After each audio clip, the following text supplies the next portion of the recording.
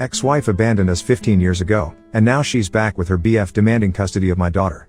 My name is Tom, 35M, and I guess you could say I'm in a situation I never thought I'd be in.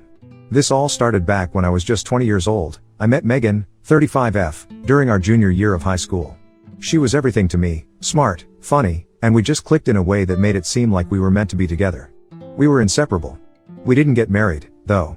Marriage felt too big, too permanent, and honestly, we thought we had all the time in the world. We were just living life, two young people in love, trying to make it in the world. Back then, I was working my ass off trying to build a career in finance.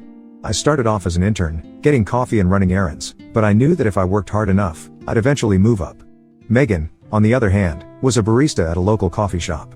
She didn't make much, but we were surviving. We lived in this tiny apartment, but it didn't matter because we had each other.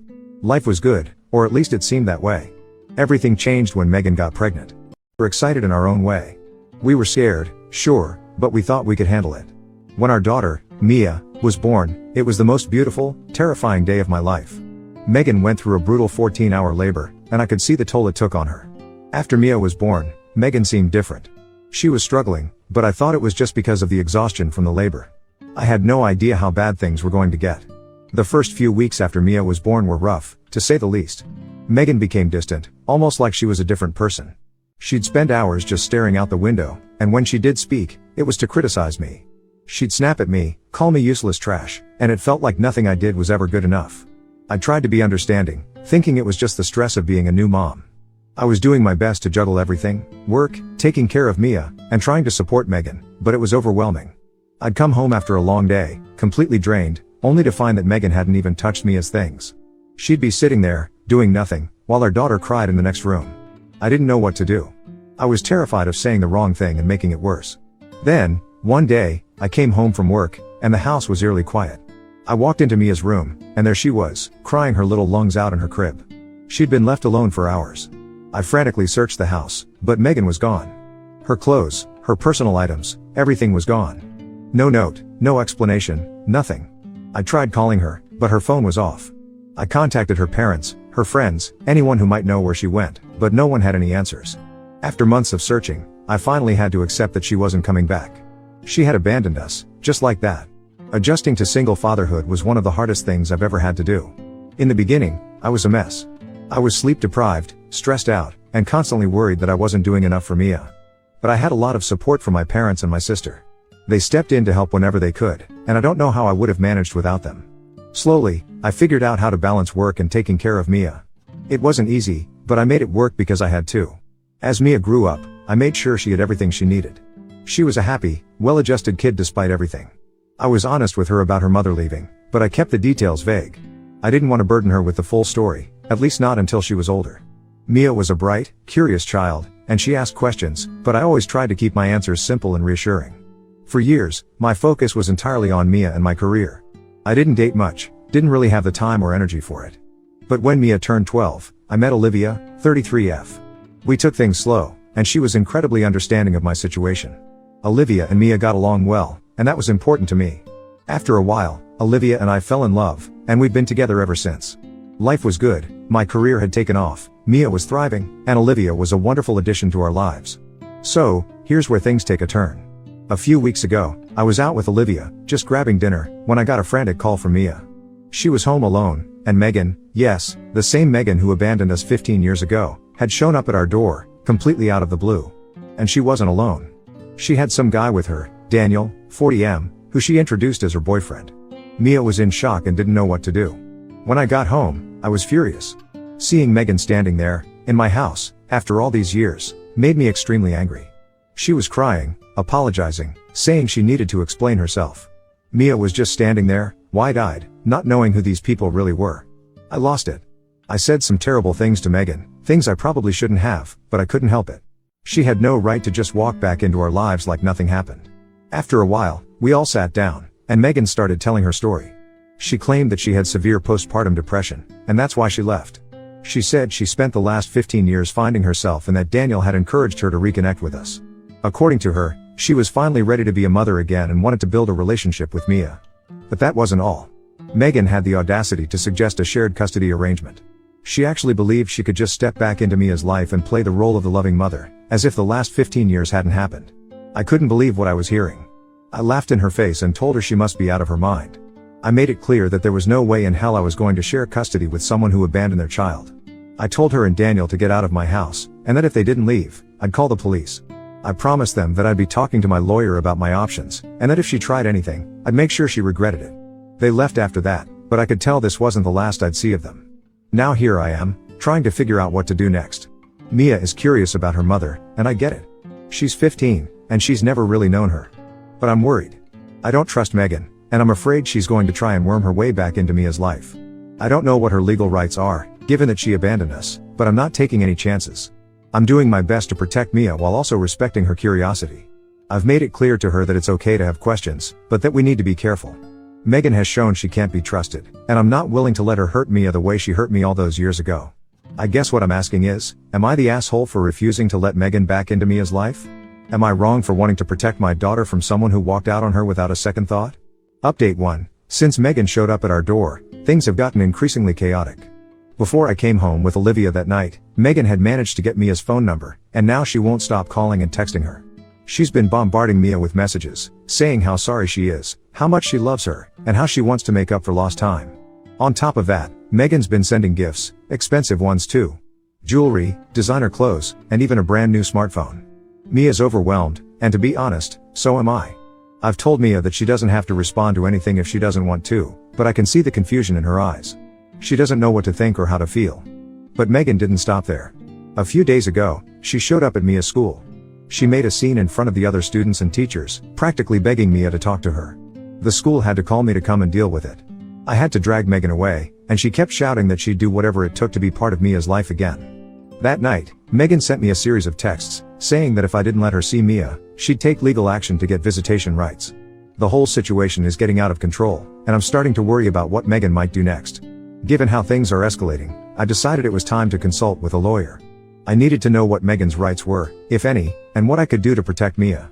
The lawyer told me that Megan's rights were minimal, especially since she abandoned us without a trace for 15 years. The fact that she left Mia as an infant and didn't attempt to make contact until now works heavily in my favor. He advised me to document everything, every call, every text, every gift, because this could be crucial if things go to court. The lawyer also suggested that I consider getting a restraining order, especially after the incident at Mia's school. He said that Megan's behavior could easily be seen as harassment and that a restraining order would send a clear message that her actions aren't acceptable. I haven't made a decision about that yet, but it's something I'm seriously considering. As if things weren't bad enough, Megan has been pulling out all the stops to manipulate the situation. She's been telling Mia that I'm turning her against her, that I've been lying about why she left, and even that I was abusive during our relationship. She's claiming that I cheated on her, which is completely untrue. It's like she's trying to rewrite history to make herself the victim, and it's infuriating. Mia hasn't said much to me about it, but I can tell it's weighing on her.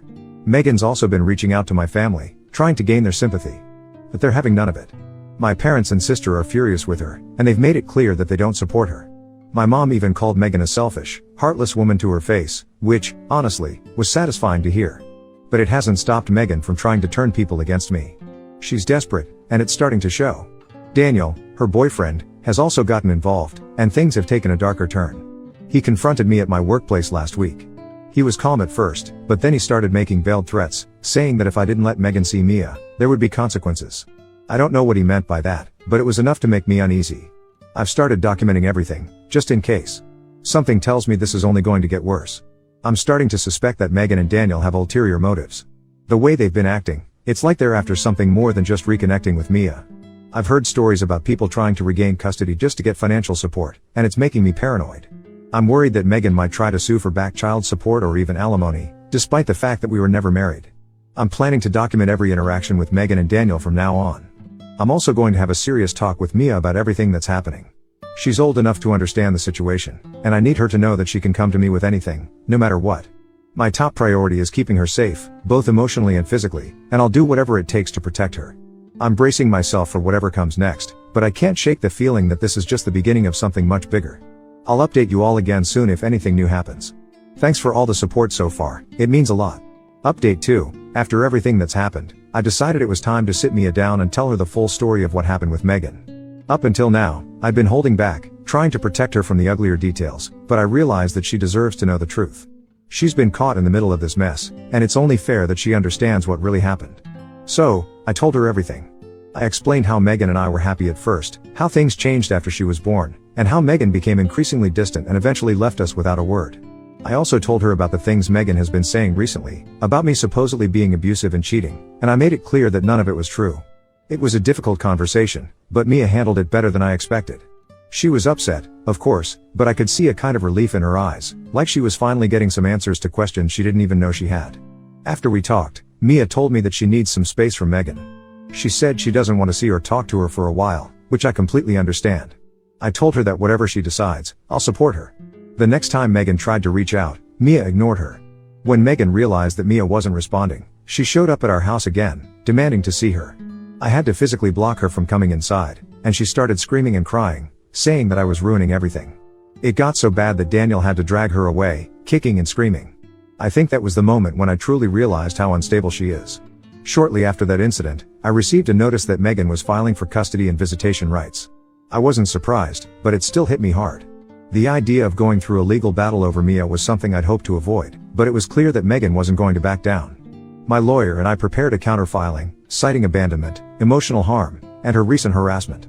We included all the documentation I'd been gathering, the texts, the calls, the school incident, and the scene at my house.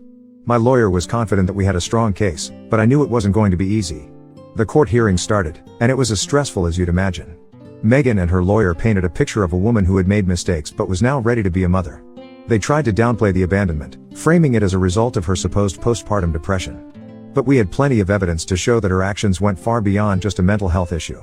We argued that she had made no attempt to contact us for 15 years and that her sudden reappearance was suspicious, especially given the timing and her boyfriend's involvement. As the legal battle went on, some shocking details came to light.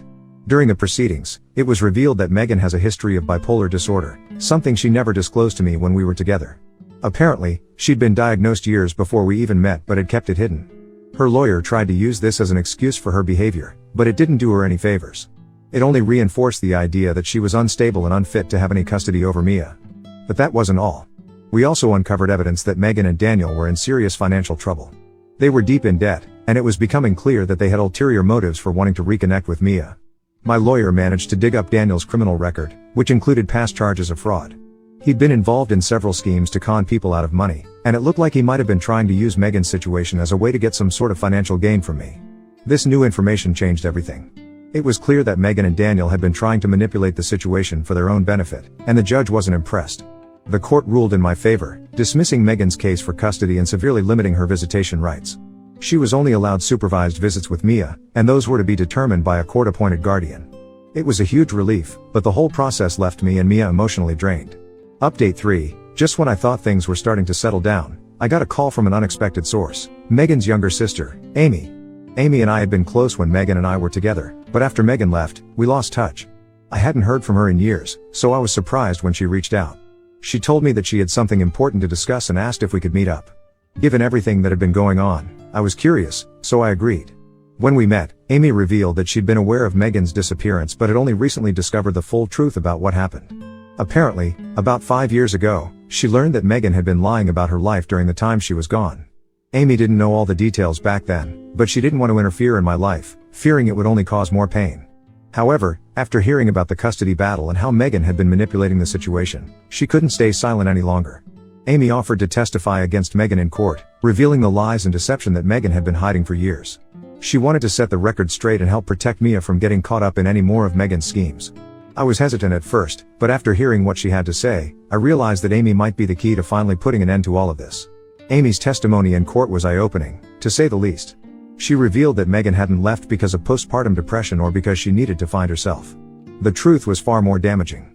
Shortly after Mia was born, Megan had an affair with a guy who was a regular at the coffee shop where she worked. He was older, had money, and he promised her a life of luxury if she left everything behind and ran away with him. And that's exactly what she did. Megan and this guy disappeared together, living off his savings in different parts of the country. They lived a carefree life until his money started to run out. When their funds dried up, Megan dumped him and returned home. That's when she met Daniel, who was no stranger to financial schemes and saw an opportunity in Megan's situation. Together, they concocted a plan to reconnect with Mia and me, hoping to gain some sort of financial benefit, whether through child support, alimony, or simply by manipulating us into helping them out. For years, I'd been carrying the guilt of not being able to keep my family together, and now I was learning that Megan had never